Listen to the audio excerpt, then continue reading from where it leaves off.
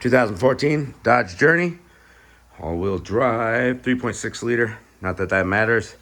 Sway bar link replacement. All right, we've got our new sway bar here. Let's tell you how it's done. When you're replacing sway bars, do them in pairs.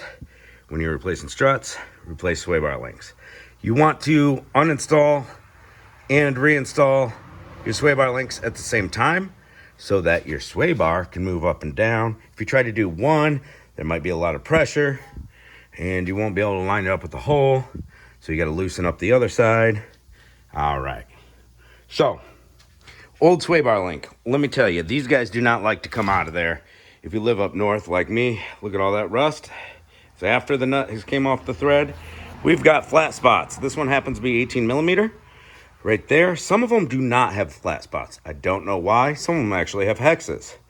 So you're gonna want to get your wrench in there. If you can't fit a wrench in there because you got a fat set of wrenches, vice grips. Big old vice grips. Right there on the floor. That's what I used.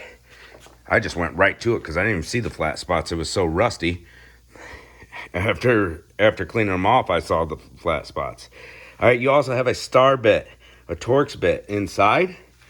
That would have just broke my bit off with how rusty these are. These needed heat. Luckily, I got them off without heat. It's pretty crazy.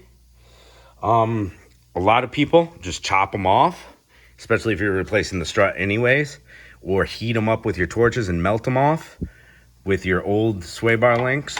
Just give it the old chopperoo on the nut, chop the ear off the strut. Don't chop into the strut, please. But I try not to use heat anywhere near a strut if I can help it. All right. So for tightening, two methods. 18 millimeter on the back of the sway bar while tightening the front. So I'm holding a camera, so I can't really hold it. I can't tighten it in front of you, but right there, we're in the flat spots. We zip this nut on nice and tight. That keeps the ball on the inside from spinning. So if you try to spin this nut, it's not gonna go anywhere. It's a locking nylon washer. You gotta have something holding the back.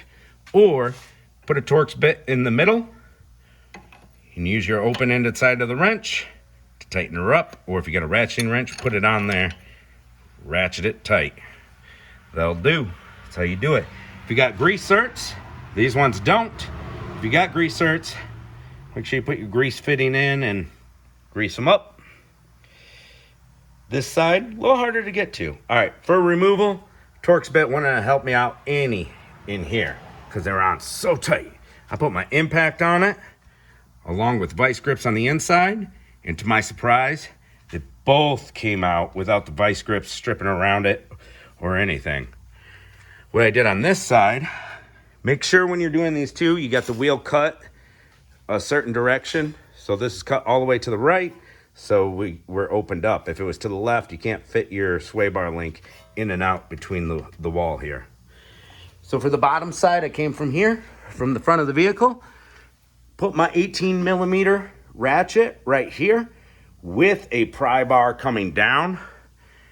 I mean, with a bar, a long bar, and with the vice grips locked in to the CV axle and gave it everything, and it broke free.